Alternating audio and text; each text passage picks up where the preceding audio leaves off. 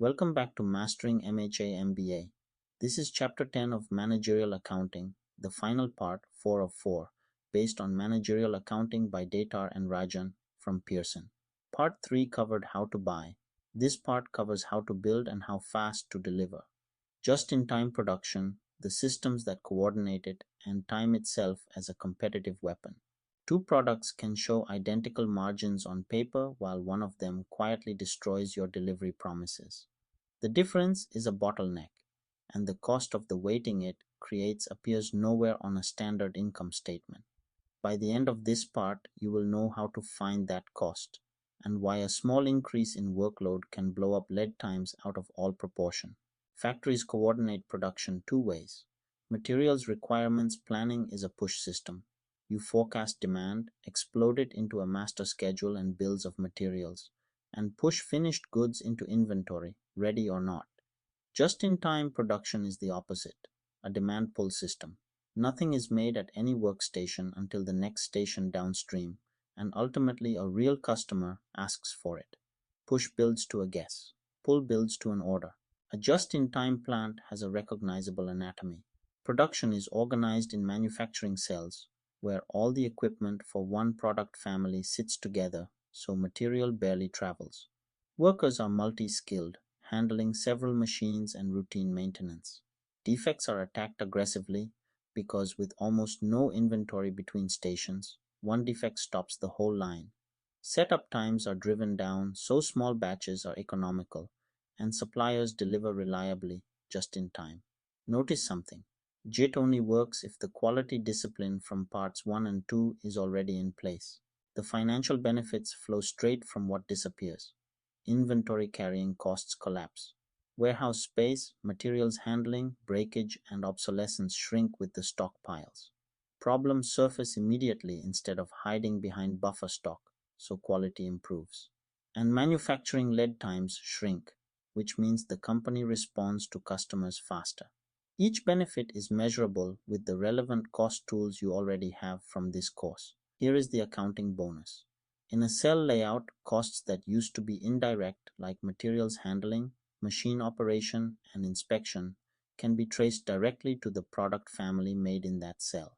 Direct costs grow, allocated overhead shrinks, and product costs get more accurate with less effort. Companies that go far enough down this road often adopt what is called lean accounting, simplifying the whole costing system around the value stream. Coordinating pull production across a company takes information moving faster than materials. That is the job of enterprise resource planning systems. One integrated database connecting sales orders, production schedules, purchasing, distribution, and the general ledger, so everyone sees the same numbers in real time. ERP is the nervous system that makes tight inventory and fast response possible at scale. The chapter's final topic is time. Two measures matter. Customer response time is how long from order to delivery. On-time performance is whether you hit the time you promised.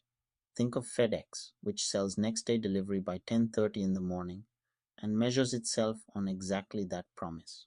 Customers pay for speed, but they also pay for reliability, and the two trade off. Promise aggressively and you miss more. Promise safely and you sound slow. Why do delays happen? Two drivers. Orders arrive unpredictably, and capacity at the bottleneck is limited. The textbook's queuing formula has one feature you should never forget. Manufacturing time enters as a squared term. Average waiting time grows with the square of how busy the bottleneck is. That is why a machine at 95% utilization is not slightly slower than one at 80%. It is dramatically slower. The cushion of unused capacity is what keeps promises keepable, and it shrinks fast as you load the plant. And that is how you price the lying margin from our hook. When you add a product to a plant near capacity, it does not just consume machine hours, it lengthens the queue for everything else. The relevant costs of that decision include the carrying costs of all the orders now waiting longer, expediting, and the revenue at risk from missed promises across the whole system. A product whose margin covers its own costs, but not the delay it inflicts on everyone else, is a loser dressed as a winner. 3 updates close out the chapter. The ERP backbone got an artificial intelligence upgrade. Amazon redrew its entire network around response time, and one outage showed exactly what an hour of downtime costs. In late 2023, SAP announced Joule, a generative AI copilot embedded across its cloud enterprise systems, from procurement and supply chain to finance. Microsoft and Oracle launched parallel copilots for their suites. The single database the textbook describes is still the backbone, but the interface is changing. Managers increasingly ask questions in plain language and get answers drawn live from the same integrated data. A caveat: these capabilities come from vendor announcements, and the measured productivity evidence is still thin. The direction, though, is unmistakable. In 2023, Amazon split its United States fulfillment network into 8 largely self-sufficient regions, its biggest operational redesign in a decade. The share of orders fulfilled entirely within the customer's own region rose from 62 to 76%. Goods traveled shorter distances with fewer handoffs. Same day and next day volumes hit records, and cost to serve fell. That is the chapter's closing thesis proven at scale. Attack the time drivers, distance and handoffs, and speed and cost can improve together. They are not always enemies. And if you want time priced in dollars, return to the CrowdStrike outage from part 1, but read it as a time story. Airlines lost roughly $860 million, mostly from grounded operations and the days of recovery that followed hours of downtime. The cost of time is not abstract. When the system stops, every waiting customer is a meter running.